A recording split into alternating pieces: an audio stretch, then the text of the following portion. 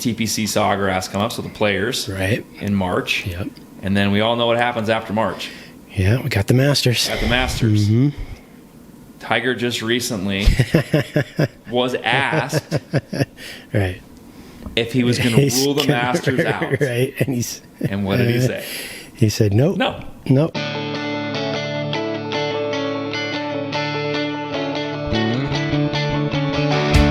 All right. We're back. We are. Episode 2. Matt, how are you? Doing pretty good, man. How are you? I'm pretty good. Yeah. If you're watching this on video, we had roll punches this evening on this podcast. Had a little scheduling snafu with our sponsor. Not a big deal at all. Matt has a lovely house, and he's gracious enough to have our podcast here for this one, episode 2. Yeah, so worked out. It worked out. It's roll punches. Yep. This is what it does. Maybe if this continues to gain traction, we might have a rolling podcast somewhere. I don't know. Who knows? Road. Yeah. Who knows? We'll see. But it's very comfy here. Yeah. You picked us a lovely drink. Yeah. Very excited to try it. That was a perk of being here. That's, well, sometimes things just work out for the best. Absolutely. But before we go any further, we will still thank our sponsor, Swing 365 Colorado. Again, we're going to talk about this a little bit more too, but this is such a great place to go work on your golf game. All the data is there, as much data as you want, as little data as you want. If you just want to go and hit some balls, if you just want to go and play courses across the country, right. I believe, correct me, Keith, at some point, but Swing 365, the system, I think, has courses all over the world. Nice. But you can load whatever you want, and it's really cool because, like us here in Colorado, if we want to adjust for elevation while we're practicing or hitting, we want to dial in our distances and what ball speed means versus that at sea level. You can do it all. So Swing 365 Colorado, link below, link in the show notes if it's on audio. If you're listening on audio, make sure you go check it out. Code SCRATCH for 10% off any of the memberships, and there's even trial stuff. So just go to the website, check it out. We appreciate everything that they do and will continue to do moving forward with the podcast. So without further ado. Great spot. Thanks, Keith. Love it. Yeah. It's just family-owned, wonderful spot, and I was just there the other day with my son. So yeah, perfect. We got to play Pebble. Pebble Beach. Yeah, it's great. Yeah, it's great. Without the wind. Oh, well, I couldn't feel the wind. Right, you put it on. But we definitely put the wind on it, especially on number 7, where it can just be. Yeah. I mean, if anyone was watching the Pro-Am this past week, that was pretty crazy. Watching some of those practice rounds, I was watching Rory and Scotty. Yep. I'm trying to remember who else. They were hitting mini driver, Akshay. Yeah. They were kind of messing around a little bit, but that wind was wicked. Yeah. It was playing 110 yards. Right, hitting driver into that. Yeah. So it can turn into an old course real fast. Very much. But what a cool venue. At some point, maybe we'll be lucky enough. Yeah, to play out there. We'll see. Figure that out. You just never know. Yeah. If anyone's listening and they want to listen, get us a connection out there. Yeah. We will take it. Yeah. All right. Matt, I'm going to try and carefully sip this drink. Matt is a mixologist. You Absolutely. can make good drinks. Yeah. You can make good drinks. Thanks. I wouldn't call myself a mixologist. I would, because you know more than I. Yeah. What is this one called? This is a variation of a Boulevardet, which is okay. Yeah, it's a drink with bourbon, Campari, and then typically it's with sweet vermouth. Oh, okay. It's kind of like a Negroni, but without the gin. So, we went from gin to bourbon, which just sounded good tonight. I don't know why. So I wanted that. So that's what we did. And I don't have any sweet vermouth, so I've got a slight variation on that in there, but it's a similar idea. Well, my first sip was very good. You like it? I'm all right. looking forward to the rest of it, and hopefully I can stay focused as we enjoy the drinks. Oh man! So episode 2, Road to Scratch podcast. If you're just tuning in on this one, if you missed the first one, it's up on all audio platforms. It's up on the YouTube channel, Road to Scratch. Basic synopsis. I started this journey to try and become a scratch golfer about 1.5 years ago. What is the year? Yeah, so maybe we're at 2 years now. You're getting close to 2. We're at 2 years now. maybe almost 2.5 actually, now that I do the math. Because I started like end of 2023, kind of like in the winter months of 2023 is when I started this whole thing. I had grown up playing golf in some venue, on some level. Matt did the same, kind of just farting around. Our fathers put us in some lessons. We had the opportunity to play at different courses. They took us out a lot. Anyway, it fell away from me in my life several times, and at one point I quit altogether and didn't play for many years. Got back into it a few years ago, went through the whole schmeal, even got custom fit clubs, yada yada. Yep. My goal is to try and get to a 0 handicap. I had a timeline that kind of got shook up a little bit, and now I'm kind of working back on that. But there's lots of people, it seems like, out there that I've been watching on social media that are all kind of like, I want to do this. Yeah, and for sure. 0 seems to be like the standard, which it makes sense. I mean, in theory, that means you're averaging. Not that we'll talk about the handicaps actually on this one too, but and how they work. But in theory, it means you're shooting right around par on average. That's kind of the simple layman's term version of that, and it's very difficult. And even me understanding how difficult that was, I've realized that even more so how difficult it is. And as you get lower in a handicap, I know it's going to be even more difficult. So that's kind of what inspired the podcast. I know Matt from a long time ago.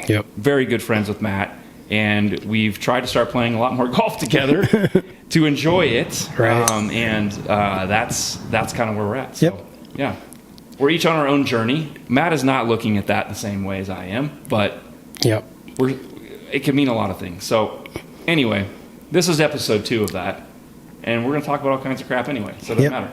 Let's do it. You got your list. I have. So I have a little list. I've tried to organize this one. I'm gonna take another sip. Yeah, it's still good. Just like the first one. That's good. It's gonna be a good one. So there's a few things I wanted to talk about, and I think because we're talking about the road to scratch, I think I'm gonna reorganize my notes, and I'm gonna start with the handicap system in general, because I think there's a lot of misnomers out there. Yeah, for sure. With how the handicap system works, and I think I made it simple when I said if you're a 0, you shoot right around par on average. That's not exactly how that works.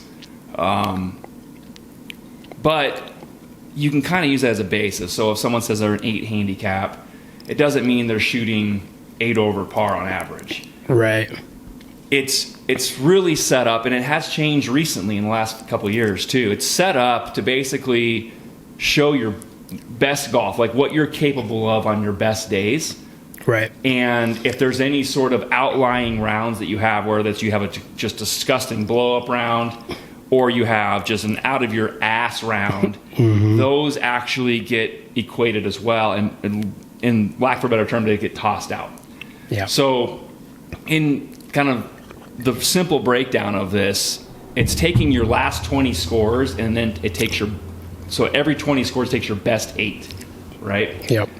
And again, if you're averaging or you're shooting right around a 75, and you go out and shoot 69, and then you have another round 2 days later that was 86, guess what?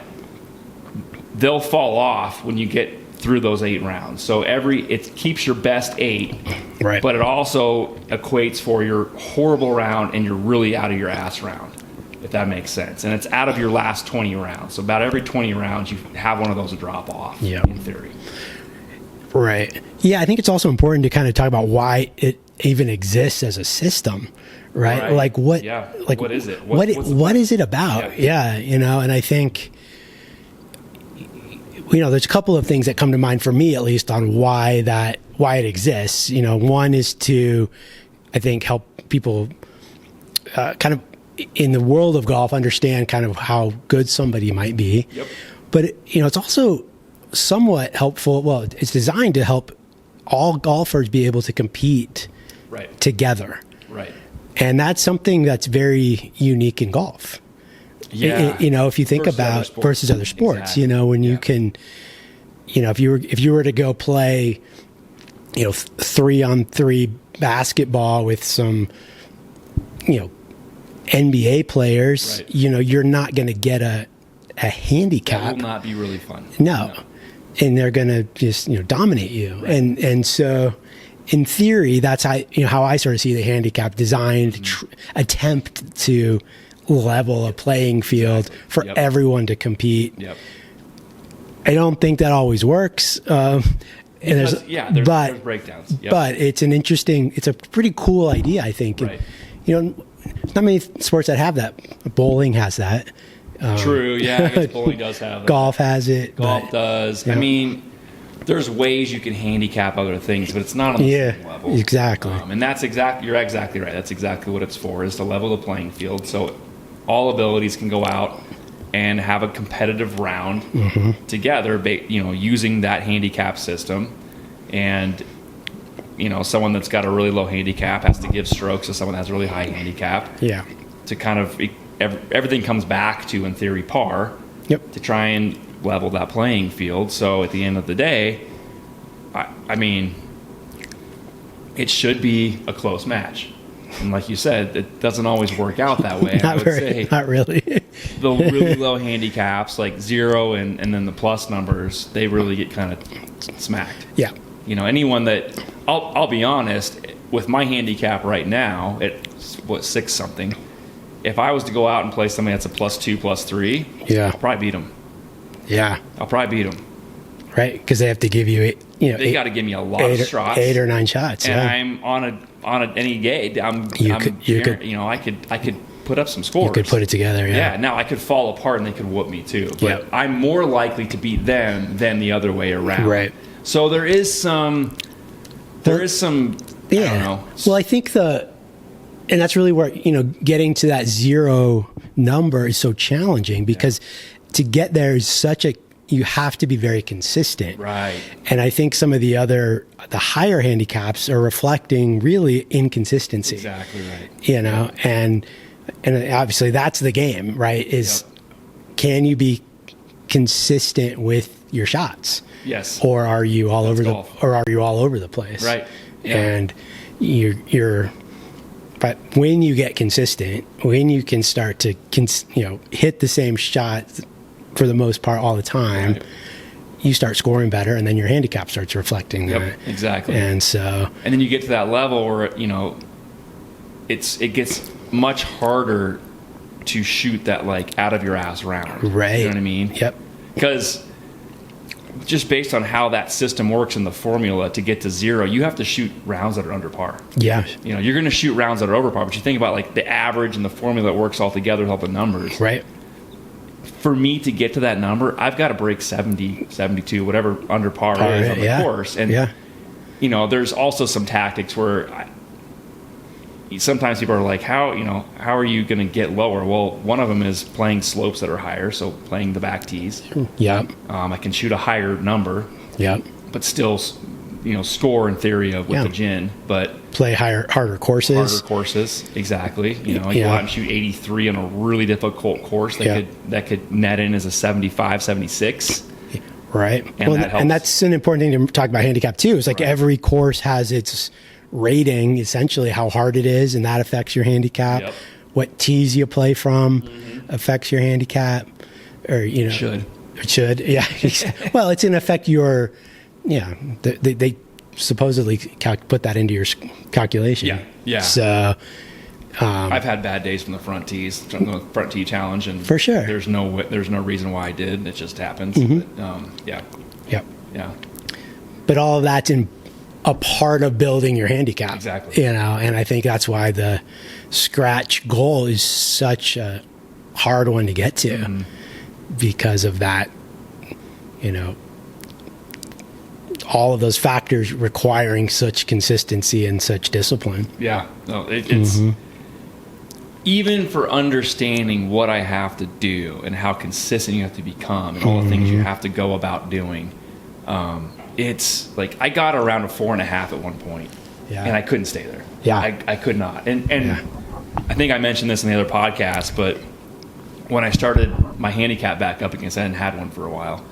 I went out and I mean, 6 of my first 8 rounds were really good. I was just grooved.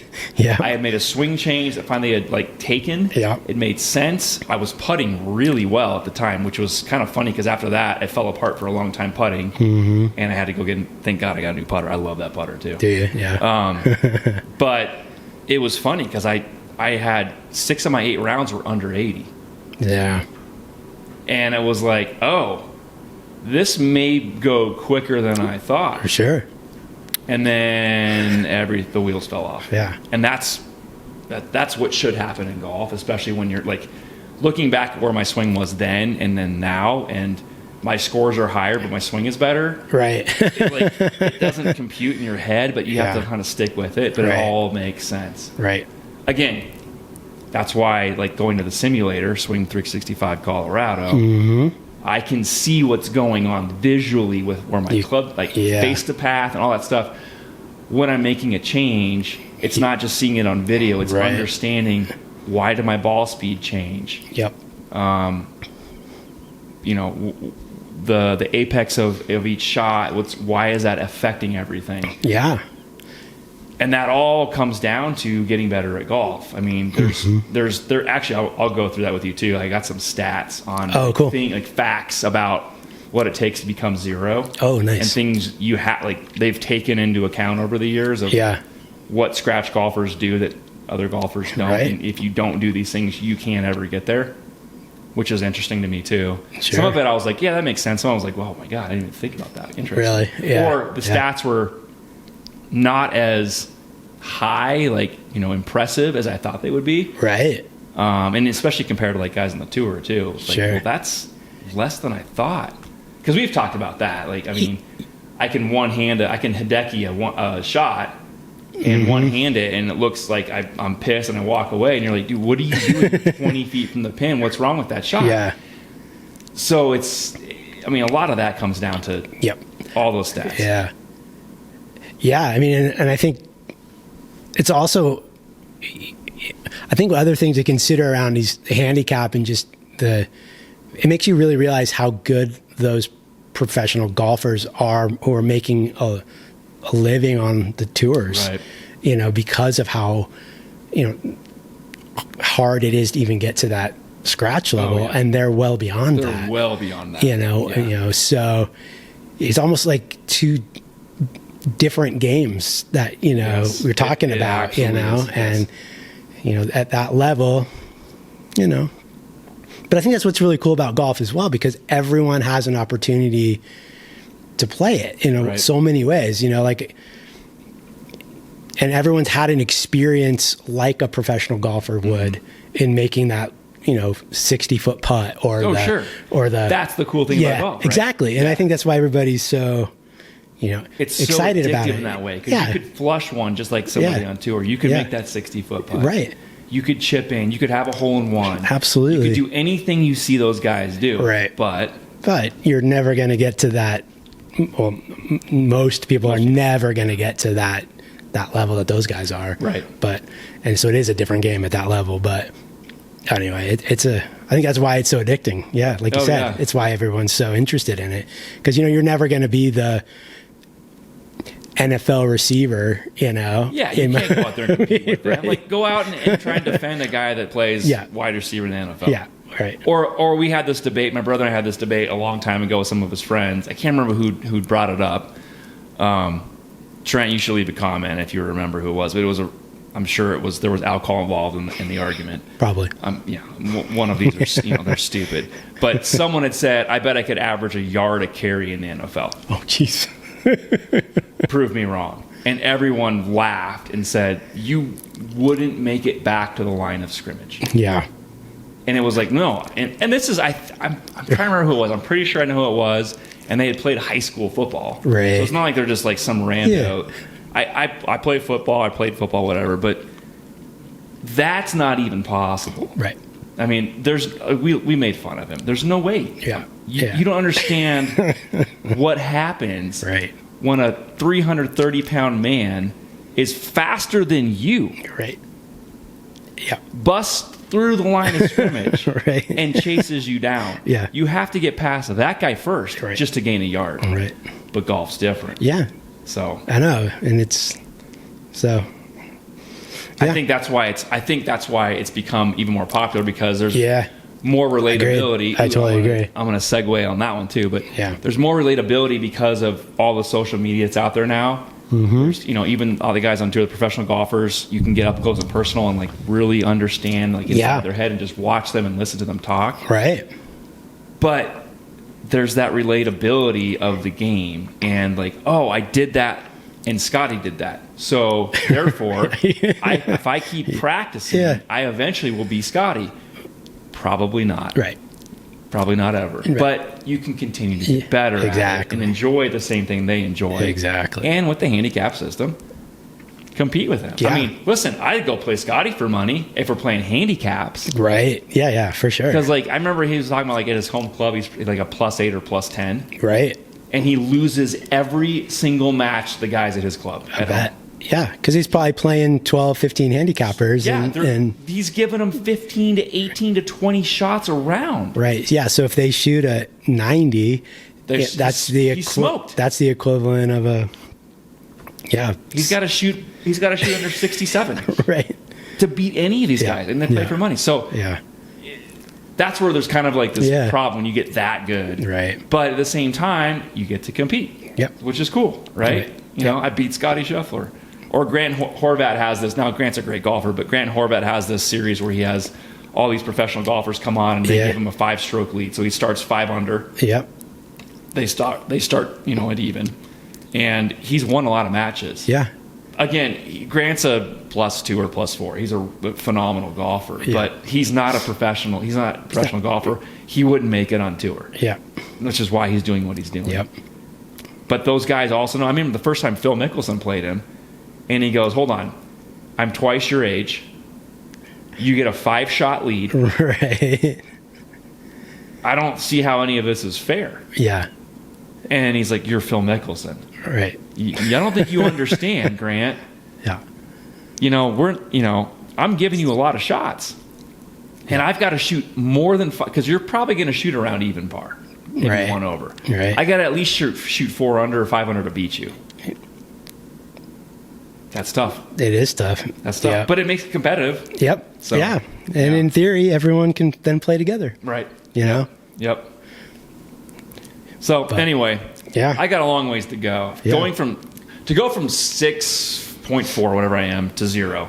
That's a long ass road. Yeah. Now, there's chunks that'll happen as I continue to like practice. Right. Yeah. Simulator, I get out on the course. Things are going to change quickly. Yeah. A lot of stuff I've been working on, I realize like my real weaknesses are overall. Right. I can work on those.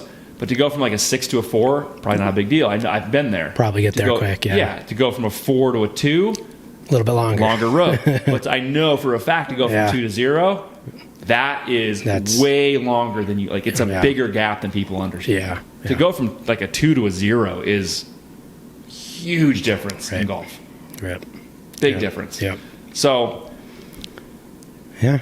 I'm up for it. Yeah. I'm up for it. But we'll just see what happens. We'll just keep going and just keep chipping away at it. So anyway, that's how handicaps work. Hopefully that made sense on some level. It's not just an average of whatever your scores are. And it's, again, 20 scores. Every 20 scores, you take your best 8. And then, you know, the anomalies drop off. Right. Yeah. So that's kind of how that works. So you end up with more of less an average-ish. Yeah, it's trying to take the best picture of you. Right. Not like only your amazing scores. Yeah. But it's the best picture of you. Right. And just not on the bad days or the days where it's like, I don't know what happened. I couldn't miss a putt all day long. Right. Kind of thing. And then the more scores you have, really the more accurate it's going to be. The more I play, the more anyone plays, I mean, the more accurate, the more the picture defines who you are. I mean, if you play 8 times a year, you'll have a handicap, but it may not be. It doesn't reflect it. Really that can. Yeah. So you can't go out there and, you know. Yeah. Matt has started a handicap. Right. We're going to try and continue that all year, and we're going to get a good picture of where Matt's at. Because right now, you have no idea, honestly. Not really. But we'll get a much better picture by the summer. Yep. Yeah. I mean, I have a general idea, but nothing that's really. But who knows? Solid. You could have gotten better, and that's you true. don't know it until you get out there and you can do it more. Yeah, so, absolutely. That's what well, and that's another last thing about it. It's a nice really way to get out and play more. Right. Like, you gotta go play. So you gotta go play. Yep.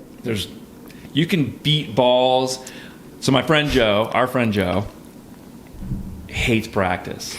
And I'm the complete opposite of him. I mean, I'll hit 100 balls a day. But it doesn't matter how well I can groove that and how well I'm striking the ball on the range. Right. I go out on the course and everything changes for so many reasons. And that's like the thing is you just got to go play. You got to go play. Yeah. Yep. Yeah. Get out there and play. Mm-hmm. And when you can't go out and play, even though we had a weird winter, you can't go out and play in the wintertime, get to the sim. Find your simulator. Yep. Get somewhere. There's plenty of them. All right. So there's where we're at with the handicap. I kind of wanted to go into that segue with the personalities that are showing up in golf and the social media aspect of golf, and then like YouTube golf in general. I kind of want to get like I'm kind of addicted to it. I've been for years. Now I have a son that got me into like all the stuff that's out there. He started with Finding Good and all that. Yeah. PGA Tour knows that's where everybody's eyes are right now. Yep. And they've done a lot of things in the last couple of years, especially to kind of change that, to bring those personalities and those influencers in. Yep. Yeah. But they're trying. I don't know, man, I want to get your opinion on what do you think about like YouTube golf? Is it? Do you think? Because I've heard a lot recently that it's grown the game so much since 2020. Yep. That it's actually hurting the game. Right. And people are screaming to shrink the game. Too many morons out here, whatever, and this is hurting the game. Mm-hmm. I don't agree with that, but I understand where they're coming from. So yeah, I think it's sort of inevitable. I think with the whole social media piece, anyway, right? I mean, I've been thinking so much about social media and how most of it's just people recording themselves saying stuff about something and or filming themselves doing something or whatever, and then they post it, and then whatever happens sometimes nothing, sometimes lots of things happen. And it's such a new thing, like people just actually out there sharing. In some ways it's really cool, like in some ways they're sharing their life, they're sharing what's going on, but in other ways it's not really authentic. It's really just complete acting in a way. And I think in the context of golf, so that has been being really shown, I think, in golf. There's some really authentic, really interesting, cool content that people create and finding their own niche in golf, right? And then you got these people that are just like want attention, and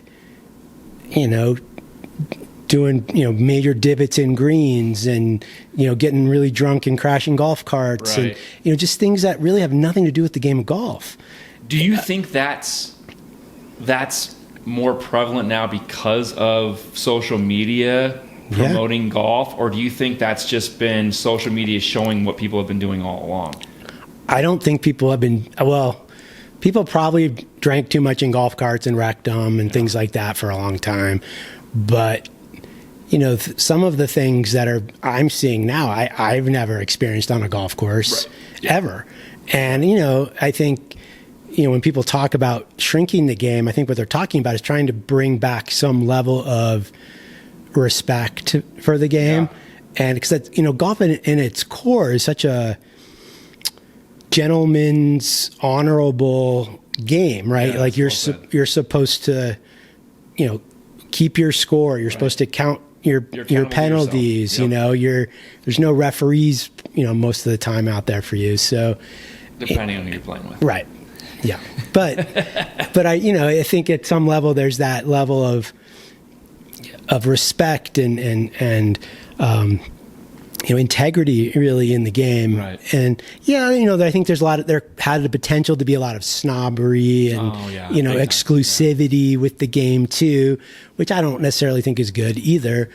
But at some level it was nice to have. So I would agree with you on that. but with the rise of a lot of the social media, just the opportunity for people to,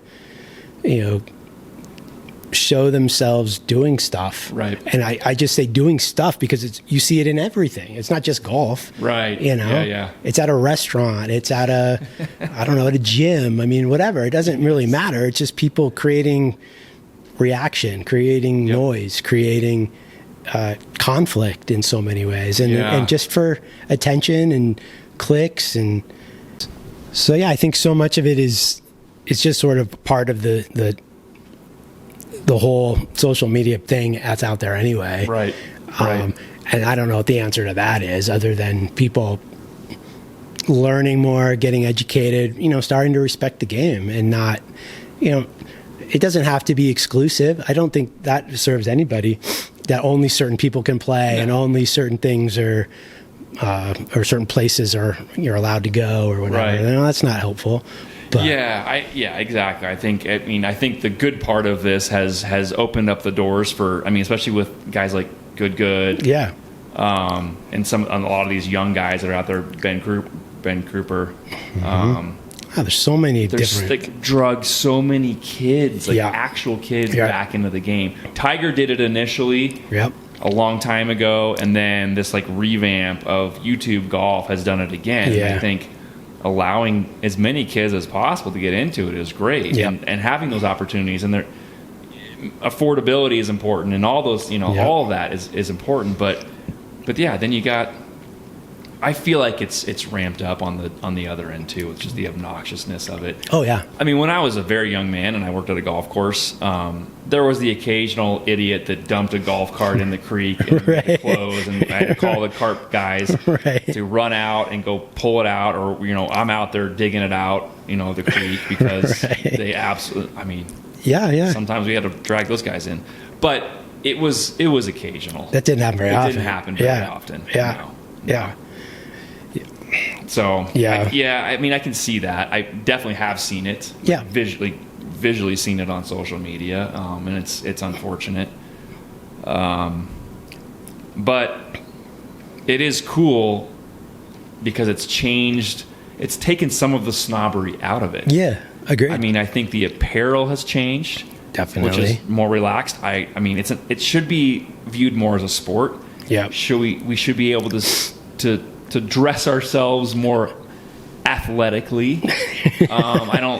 When first golfers, way back in the day, the beginning of time of golf, it was very gentleman's game. So they dressed.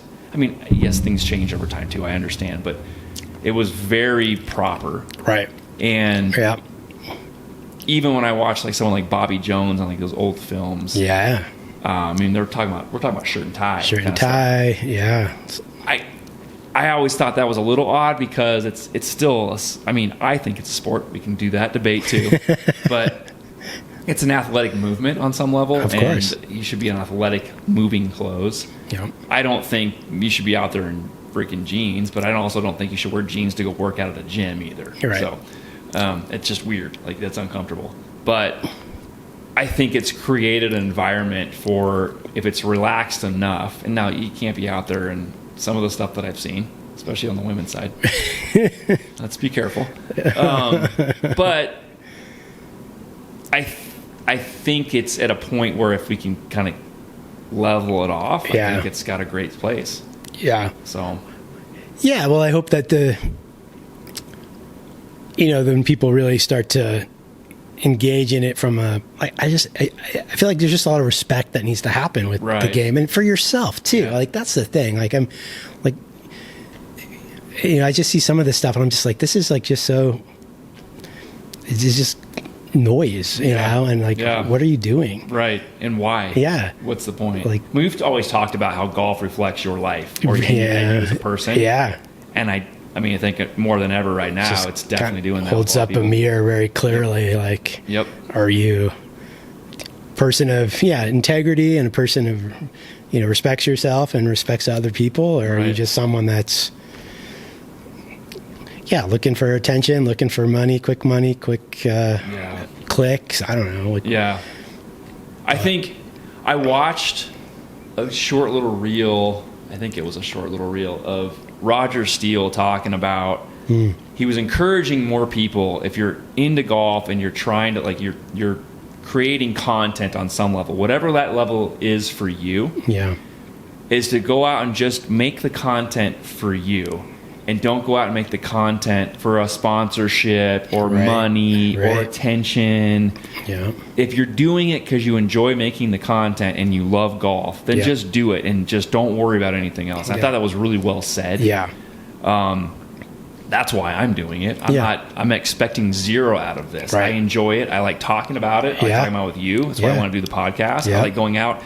I mean, I originally started doing this because I wanted to film my swing, because I don't have anybody looking at it but me, or my friend Joe, who I can occasionally send clips to try and get better. But might as well just document it too. I wasn't doing it expecting anything at all, and nor do I ever. But some people made a career out of it, and that's great. And it turned into that. But I don't think the people that are in that mode right now ever expected it to go that direction. I don't think anybody expected YouTube golf to blow up the way that it did. No. But here we are. Right. Well, I mean, it's such a unique time where we have the ability, number one, to, record and film our lives in general. Right. Everything on video. And then, and then not only record it and have it, but then share it. Right. Yep.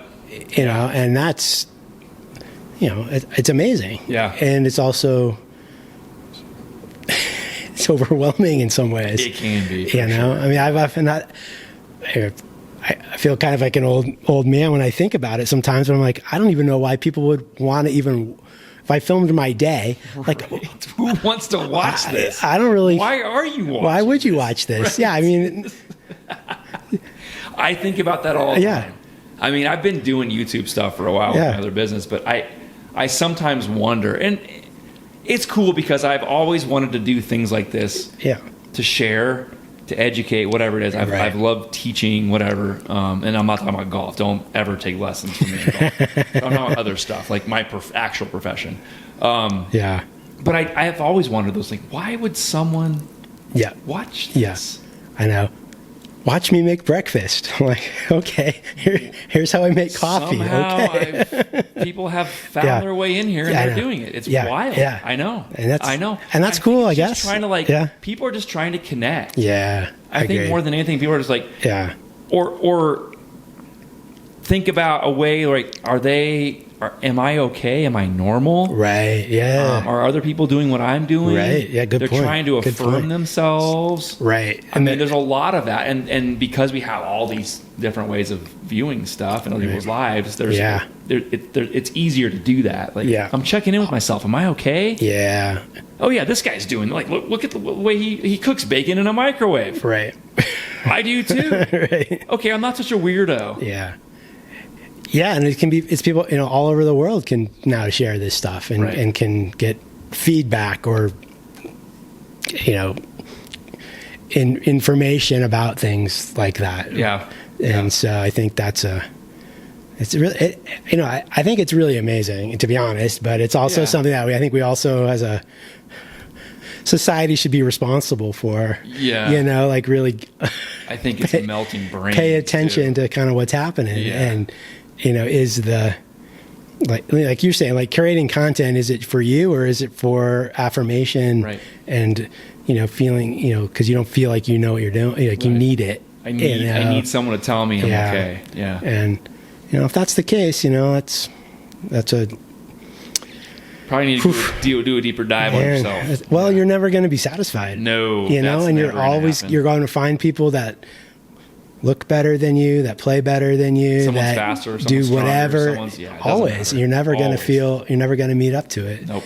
So, Nope. And that's, I mean, I got stuck in that for a while too. Oh, of course. I mean, I'm sure we all have at some level, but it's and I try and shake it out of my kids all the time because they're, we didn't grow up with that stuff in front of us. We were young adults when that was like blowing up. I mean, in our early 20s even, it was like that became a thing. But they were born with this stuff. I know. And that's what all of them know. And what I think is really fascinating too is a lot of these kids are checking out of it. Yeah. They don't want to do with it. Yeah, we were talking about that. Yeah. It's almost like there's a reversion of, you know, probably I would say anybody under, and, you know, I'm just going off my little bubble, but under 22 years old are starting to reject some of that stuff. Yeah. Well, they're starting to feel how toxic it is. Right. And looking for the things that are not as toxic, and how do they connect to that? And, you know, at the end of the day, that's like, hey, connect with people. Yeah. You know, get relationships real in, you know, it doesn't have to be like actual meeting, you know, face to face, but it's like actual creations with people, you know, people that you trust. And so I think that's where a lot of that comes from, is just, you know, trying to connect with other people, trying to like find people that are similar to ourselves. And that's where a lot of that becomes like, yeah, I'm going to watch this guy make breakfast because I feel like I can relate to him. Right. You know, so I'm going to watch and see how he finishes. How do you clean the dishes? Do you put it, you know, there's connection there. And well, and it's an opportunity to learn so much too. For like, sure. I don't know, like, how do I cook this chicken? Okay, someone will tell me. Right. You know, it's easy. easy. You find it so fast. You know, and the same with golf. Like, how do I, or what club should I get? Right. Or, you know, we have so much at our fingertips now for research and knowledge. Yeah. And it's amazing. You know, like when we were kids, if you wanted to learn how to cook, you sat down with your grandma or your mom or your dad or whoever, right? Teaching us nothing. Yeah, I know. Yeah. Well, but you didn't have anything. Those were that's how you did it, you know? And I mean, I remember calling my grandpa always made this amazing spaghetti. And so at one point, like, I called him up and I wanted to learn how to make it. I talked to him on the phone. He gave me the recipe. I wrote it down, you know, and the phone that was connected to exactly. the wall. And I had the recipe and I could make it, you know, and, you know, and now you can, you know, put it into your phone and find it and find you know, a million of them and make it. So much information. So, you know, it's great. And it's also, you know, I think in the context of golf, I mean, you can see people playing more now. You can see more courses. You can see more lessons and you know, tips and all of it. You know, is. But you're right. There's also that like check in with reality on yourself as to, you know, this constant comparison. Yeah. Right. Like, well, why does this guy hit his 8-iron 170 yards and I can't do that? Right. Why do you care? Yeah. How are you playing? Are you enjoying it? Yeah. Yeah. You know, but there's this like, well, I want to be able to get there. How do I get there? Because there's so much out there about all of that stuff. And there's, you know, how do you improve X, Y, Z? Yeah. And I mean, it's a game of like, everyone's different. I mean, there's so much critique and analysis. I watched this thing with Paul Azinger about there's too much information out there. I saw that. Yeah. That was a really good one. Right? Yeah. About we've now taken the golf swing to some level that I don't think most people are going to even, like, they can't even begin to understand what's happening. Absolutely. So we've now ruined it for most people. For a lot of people. and there's like this, like, spin-off of creating another career of, you know, breaking down the golf swing into like P6, P7, P8. It's just like, holy moly, bro. Right. What's the object of the game? Yeah. Yeah. Make the ball react physically. Right. It's designed to squish off the club and then catapult, which is called compression, and then go as straight as possible and as few strokes as possible. Yep. And yes, I understand there's positions that you have to be in or you're never going to be consistent. But if you're sitting there trying to compare yourself to every YouTube influencer out there, I mean, if you're like, I want to hit it like Roger Steele, you ain't going to do it. Sorry. Right. He's built different. Yep. You're never going to have 190 mile an hour ball speed with your driver. Right. Trust me. 99% of you will never do that. Yeah. So why do you care? Right. Yeah. Yeah. Yeah. Yeah, it really is an amazing time to be able to see all this data, all this information, all this, all these people just get exposure, and it's amazing. And it's also, I guess I just come back to it again. You know, we all have to be responsible for it. You know, meaning, what do we do with it? Right. Yeah. You know, where do you take that for you? Yeah. Why is that important? Like you said, like why? Like, what do you need to know that for? Right. And I mean, some of those positions aren't physically possible for most people. Right. So you got to take the swing that you have, and you can make that swing that you have better. Yeah. You certainly can make it better. Yeah. Well, especially if you're, if you're like 13, it's a different story than if you're, 50. If you're 50 and you're trying to get into a position that Akshay has, no, you will be in the hospital. Right. That position impact is for that guy. He's 23 years old. Exactly. And he worked with a swing coach that had him making that move since he was 13 or 14 years old. Absolutely. Yeah. You're not going to do that. Don't try. Right. And there's plenty of guys on tour that don't. There's plenty of guys on the senior tour that don't get there. You don't need to be there to be a good golfer. Right. But people strive for like, well, if I do that, I can be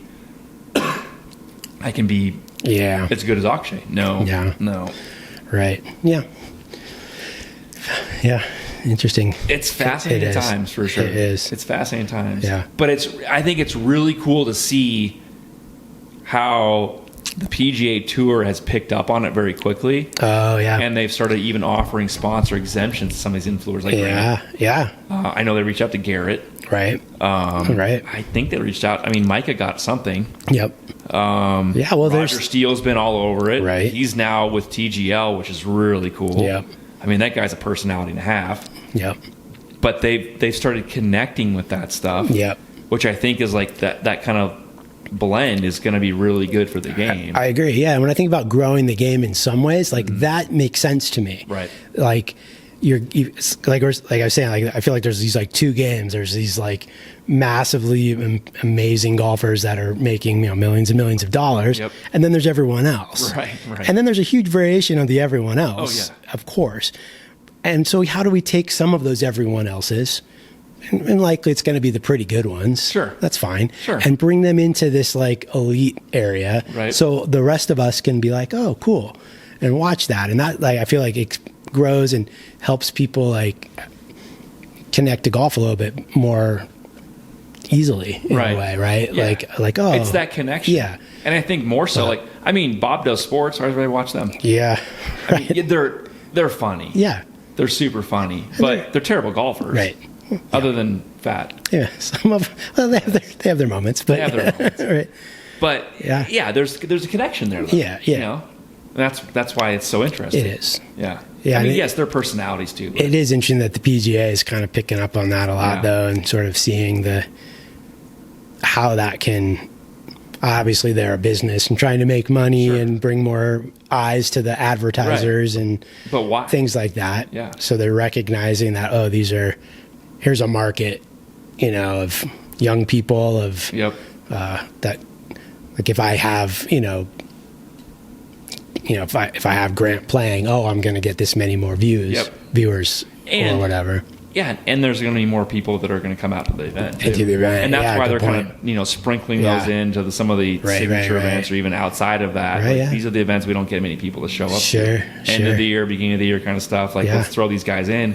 Get more feet out there. Good point. You know, and that's smart. It's right. It's business. It's business move. Sure, but it's also that's one of those things you want to continue to. It's smart. Yeah, get them out there. It's definitely smart, and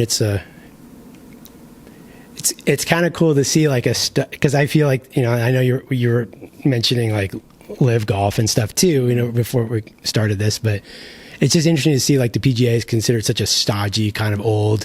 It is, and it is that way, for sure. And it's interesting to see them kind of like break apart a little bit in that and bring in some of this newer stuff with the YouTube and the influencers, if you will. Right. Yeah. And some of their like own events. Yeah. And what that means. Yeah.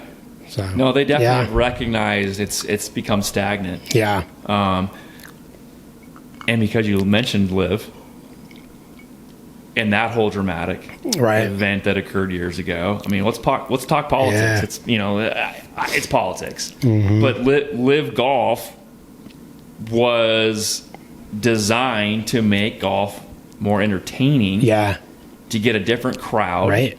PGA Tour couldn't stand it for some of the reasons we've already addressed earlier. It was like it changes the dynamic and the view of what golf is. Right. On some level, it's it's a gentleman's game. Right. So why are we playing Kodak Black at, a golf tournament? Right.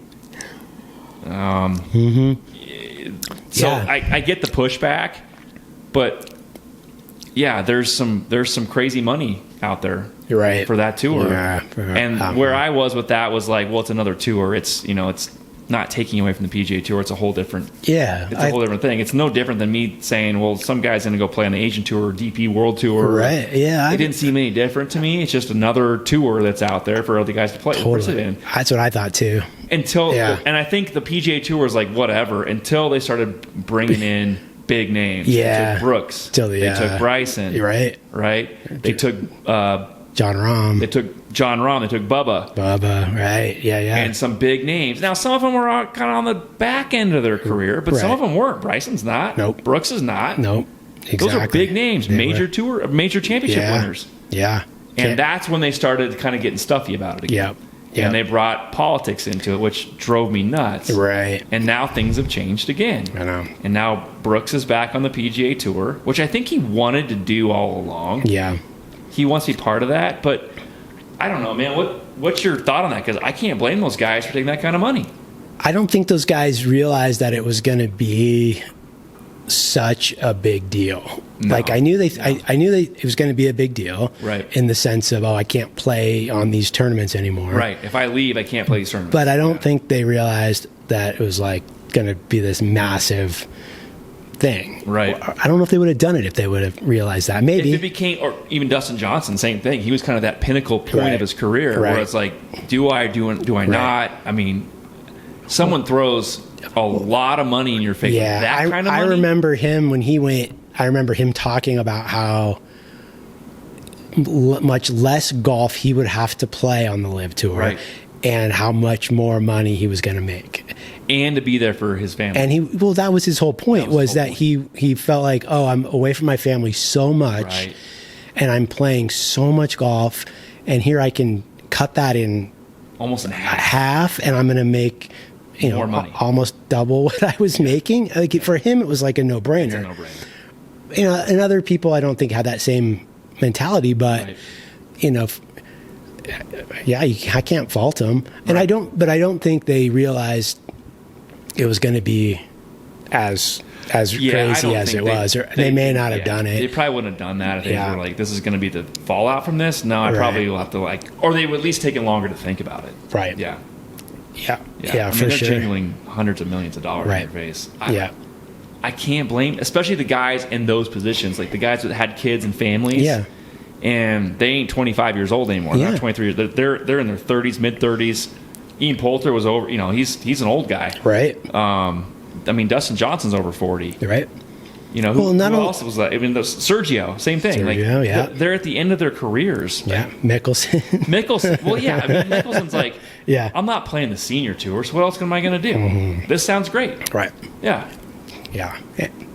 So, I mean, and it looked like a cool, there were some really cool things, I think, with it too, like how they were thinking, the team aspect, and they were talking about kind of like a draft aspect in a way, like who's going to come here. It brought that American appeal. He was kind of like, wow, that's a really interesting idea. Like, not only is this a individual game, but you've got these guys playing as a team against other teams. Like, I thought was cool. Yeah, and you can get relegated. Right, yeah. So I thought it was an interesting idea for sure, and I'm glad it's still going, at least for now. Right, till they run out of money. Till they run out of money, right? But I don't know.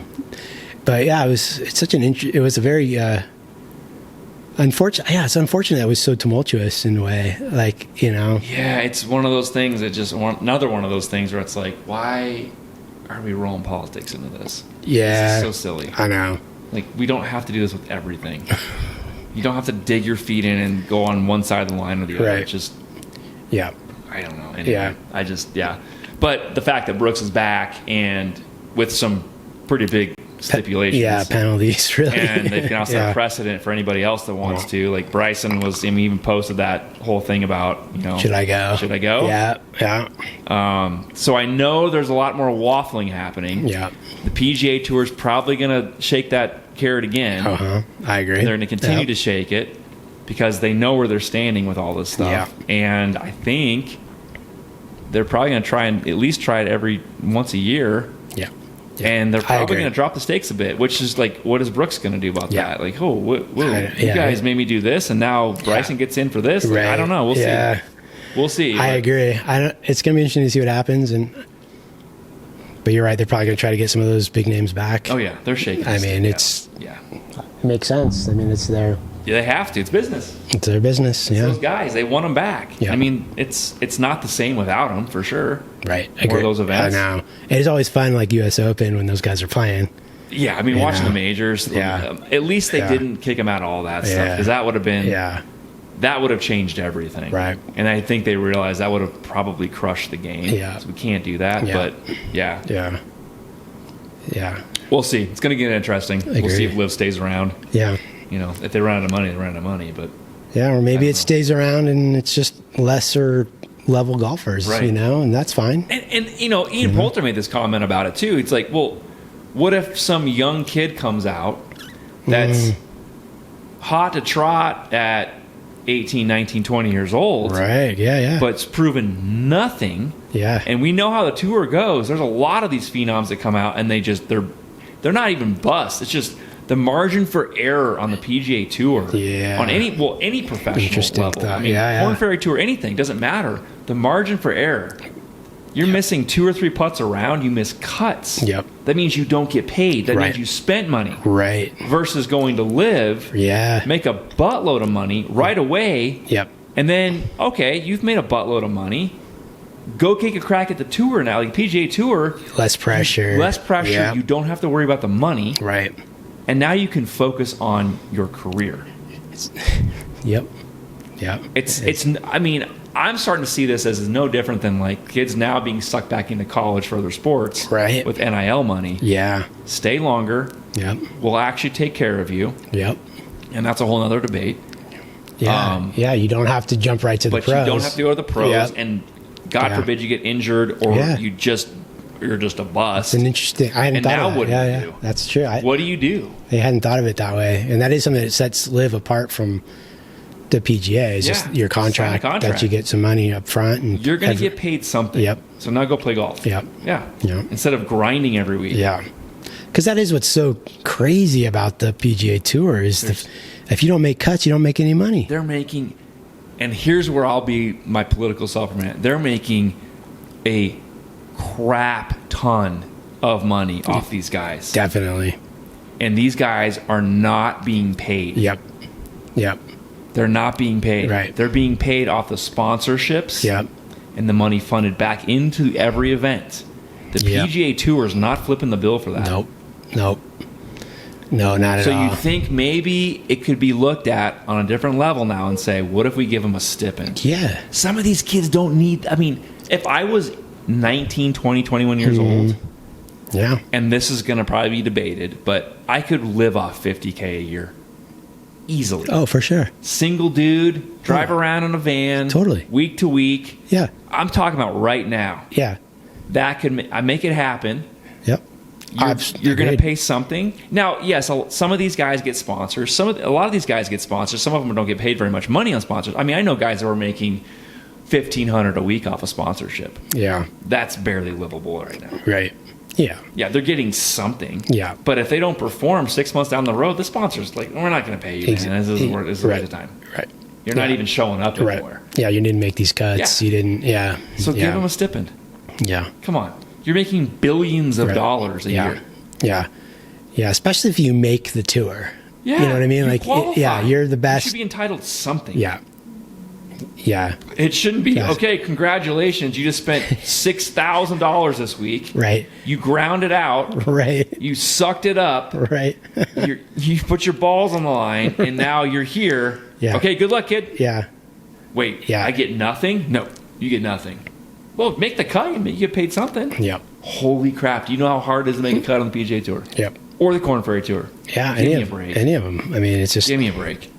Yeah. And they're good golfers. I know. That's where it's like, can we modify this a little bit? That's where I'm kind of like, okay, maybe they're starting to figure this out a little. Maybe. Yeah. Yeah. Yeah, We'll see. We'll see. I mean, it would make sense. Yeah. You know, I think it would actually make a better game because you would have players that are less stressed out. Right. I think they would feel less more, mistakes are made. The field gets more competitive, in my think opinion. it would get a lot more competitive. They're not playing just to hang on. They're playing like, I'm going to shoot this pin. Right. Because I don't have to worry about making the cut. Exactly. And again, if you make the cut, let's call it a bonus. Yeah. Oh, You for get a sure. bonus check. For sure. Right? You make the cut, you're making a lot more money. Yeah. But you're already getting paid something to hang out. So now you're going to take more risk, more competitive. I don't know. That could be more watchable. I mean, if there's 100 guys who are in it, Maybe they'll figure that part out. Yeah, we'll see. Now that I really think about it, it's kind of weird that they haven't. I guess they're just making too much money and they don't want to. They don't care. I mean, it's been that way forever. I know, totally. And they weren't. It's just a grandfathered in kind of deal because at the very beginning of all that, right, they weren't making that much money. Yeah, it was a small time. Yeah, totally. Small time. Yeah. Product. Yeah. And then Arnold came along and kind of kicked it. And then Jack definitely kicked it up. And all of a sudden, like, whoa, we're getting big money. We're getting oil money. Yeah. Let's not get political. And then that pushed it, and it spawned off kids like Tiger. That wanted to be like, I'm going to be a golfer. Yeah. And then Tiger just absolutely exploded it. And that's probably at some point when they should have started looking at the same thing again and saying, yeah, agree. That's a good point. Let's make it more competitive. Yeah. These guys are all fighting for a paycheck. They're paying to play. Yeah. What other career in the world does that? Right. Not many. No. Real estate. Yeah. On some level. I don't know. But at a professional sports level? No. I can't think of any. Not really anybody that... I mean, maybe some of the triathletes or the, some of that stuff. Yeah, some of the the Olympic stuff too, maybe. But again, right now, sponsors are jumping on exactly. anybody. Yeah. So it's not quite the same. And yes, they get sponsors, but there's so many of them. They don't get very much money. I mean, like I said, $1,500 a week. Yeah. Try living off that and traveling every week and paying the events. Yeah. Get in your entry fees, your hotels, that $1,500 a week. You have to use that money to pay for things to get into the event to make money. Right. So that seems silly. I don't know. Yeah. Interesting. Yeah. We'll see. Speaking of, I mean, the tour is off. Yeah. Full steam. Yeah. We just finished the Pebble Beach Pro-Am. Yep. And people are starting to talk about what's coming up. We're starting to get in kind of the full swing of the season. Yeah. We've got TPC Sawgrass come up, so the players. Right. In March. Yep. And then we all know what happens after March. Yeah, we got the Masters. Mm-hmm. Tiger just recently was asked if he was going to rule the Masters out. Right. And what did he say? He said, nope. No. Yeah. I don't know. Take that with a grain of salt. We know how Tiger is. Totally. Clearly he's played no events, obviously, because of what happened. I don't know how much golf in general he's playing. Yeah, I've seen video of him hitting golf balls. He's clearly rehabbed enough where he can make a full swing. Yeah. He's been doing a lot of little events and again, social media stuff. Right. Little clinicky stuff. But do you think he shows up to the Masters this year? If you were a betting man, I would probably not. I would probably bet that he doesn't. I think that. Do you think he wants to? 100%. He wants to be there. Yeah, for sure. Like that's his tournament in so many ways. Yeah. Like I just, if he could take a cart and play that tournament, I might think a little more like maybe. It's the walking. But the fact that he would have to walk, that many holes, and if he makes the cut, and he's got to make all of that. Yeah, I just that man's body is shredded. Well, and especially that particular course is very challenging to walk for a lot of people, and I don't know how. Look, he surprises me all the time, so maybe he can, and I wouldn't put it past him. But I just, at this point, for everything, I would I doubt it. Yeah. I think it's cool that he always leaves the door open, though. Well, he's Tiger. Well, of course. He's never going to rule anything out. Yeah. You know, it's Yeah. And yeah, he's the bionic man on some level. He's figured things out. I mean, that Right. I don't know how this popped up in my feed. Speaking of social media again, it was the 2008 U.S. Open, and they were showing this kind of reel, this little recap of how. Now he already had an injury on his knee, Right. so from something that has been alluded to, still slightly argued that he hurt it during some sort of random Navy SEAL training because he was wanting to become a Navy SEAL on some level. Of course he did. Well, I mean, it's Tiger again. Yeah. But that was written in Hank Haney's book. That was not fully denied by Tiger. He definitely was doing that kind of training. I don't know sure on what level he was allowed to do what. I mean, I have friends that are Navy SEALs, so they're all like, that doesn't make any sense. Yeah. But whatever. He injured himself, not on a golf course, not playing another sport. So he had an issue with his knee.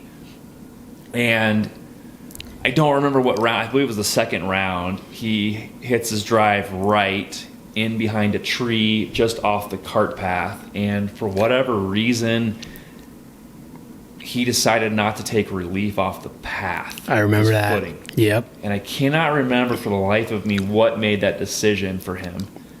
Yep. So he was standing on the So he was path. standing on the cart path. Yeah. Now, at the time, he's still playing in metal spikes.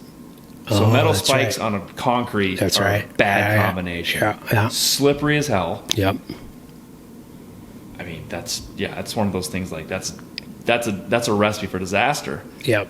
And it was because Yep. he makes this swing, and as he's getting towards impact, his right foot slips, and it puts his left foot and his left knee in a really bad position. They on this reel they like zoom into his foot, and you watch it roll out awkwardly, and the whole time Stevie, at the time his caddy, was narrating, and he literally said he could hear a pop in Tiger's knee. Oh wow. Yeah. And he was already kind of limping around a little bit, and Stevie was questioning, should he be playing in this tournament right now? Right. Because he's got a whole career ahead of him. At the time, he's, 31, 32 years old. Yep.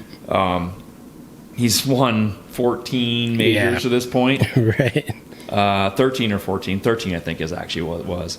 And Amazing. Yeah. he's like, and Tiger winces, hears the pop, he turns away from the shot, he goes down the ground, and Stevie says, "Hey man, I think we need to call it. Yeah. It's a wrap.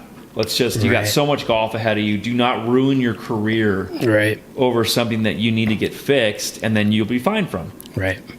And it was funny because the way Stevie described it, he's kind of like trying to talk Tiger into like, just wrap it up. It's okay. Now, of course, the ball from this random behind a tree position lands on the green about 30 feet from the pin.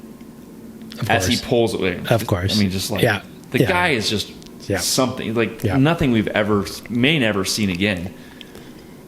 But he's done. He shredded his knee at this point. Now, he's got a fractured knee. He's got a partially torn ACL. Yeah. On the leg, he's put a lot of pressure on through impact. Golf is not a sport to mess around with that stuff. Yeah. And he turns around to Stevie, and he goes, "F you, Stevie. I'm winning this tournament." He was playing in spikes and that, and obviously on concrete. Spikes are not ideal. And as he was just about to make contact, his right foot slipped, and I could hear the crunch in the knee. I felt this terrible pain myself, and I knew he felt that, obviously, and I just said to him, "Hey, Tiger, now's about the time where we just pack it in. You're going to be playing in lots of major championships in your career ahead. This is one tournament. I know you've got a fascination with it, but man, you might just wreck your whole career here." Good shot out to the right, trying to draw back towards the green. Gosh, that's the best shot he's hit all day. He said, "You, Stevie, I'm winning this tournament." And as history knows, he goes on to win the tournament. Right. But he's limping the whole way around. Yeah. Goes in to have surgery directly after that tournament, does not play another tournament the rest of the year. Yep. Yep. Comes back the next year, finishes top 10 in, I think, 2 of the 4 majors. He's leading the PGA Championship after 54 holes, which he's never lost after 54 holes, and then loses in the final round. Yeah. That could have been number 15 for him at that point, and doesn't get 15 until he's 43 years old. Right. Right. He's done a lot of bad things to his body. Yeah. I don't know. Yeah, I don't either. I don't know. I wouldn't put it past him. Is he going to be competitive? No, I don't. I give him a 1% chance of making the cut if he's play. Yeah. But it'd be cool. It'd be really cool. As long as he doesn't hurt himself for the rest of his life, you know? I just don't know what the state of his physical rehabilitation at this point, so who knows? I don't either. I mean, if anybody could... I mean, look, you and I have had this conversation before. I feel like with Tiger, it's almost like he needs the opportunity to overcome something. Yeah. Because if he doesn't have something to overcome, he doesn't have a purpose in life. Yeah. And, you know, golf became almost too easy when you're making every cut and you're winning Just so much. the field. So then subconsciously there's some other journey he has to go on to overcome, and it's all of these injuries and these decisions that he's made. And right. So, but he always seems to recover and come back. So I don't know, it'd be awesome to see. I agree. But when I saw him out hitting balls after his surgery with that leg sleeve, and I'm like, how in the world has this man gotten to the point where he's able to stand up, walk, and not only that, hit golf balls after a ruptured ACL? Well, yeah, I mean, ruptured Achilles. How many injuries has he had? How many things has he done to his body? Like, so that he's 50 years old. And he's 50. Yeah. I've had half of his injuries, a third of his injuries. Yeah. Oh, yeah. And I wake up some mornings like, I don't think I can get to work today. Right. It hurts so bad. Right. Right. Yeah, for sure. No, he's a unique human being for sure. Yeah. I mean, listen, I'd love just to see him out there. It would be awesome, wouldn't it? I would not expect him to make a cut, but just to see him out there just hanging out. Everybody would love it. Yeah, that would be great for the Masters. Yeah. But, man, that timeline doesn't make sense to me. wouldn't put any money on it. Yeah. I mean, it's less than 2 months away. Yeah. Yeah. Nah. Yeah. Prove us wrong, Tiger. Good luck, Tiger. Yeah. Good luck. I hope you can do it. I hope you can too, man. I hope you can do it. Because it's hard. It's been hard for me to transition out of the Tiger era, and I know we're out of the Tiger era, obviously. But, but because I grew up watching him. Well, he's our age. So it's like following him as a kid. Yep. When he was a kid. Yep. And then following him into his career when we're like babies. Yep. And watching that whole thing. The whole time I'm still playing golf. And then there was a moment in time where I just stopped playing altogether and I missed a part of his career. I didn't even watch golf. Right. So that, and every time that something like that happened, it continued to draw me back in. Yeah. Right? I just, I couldn't stop watching Tiger. Yeah. I mean, it got to a point with Tiger, though, it was so much like every Sunday he was at the top or close. Yeah.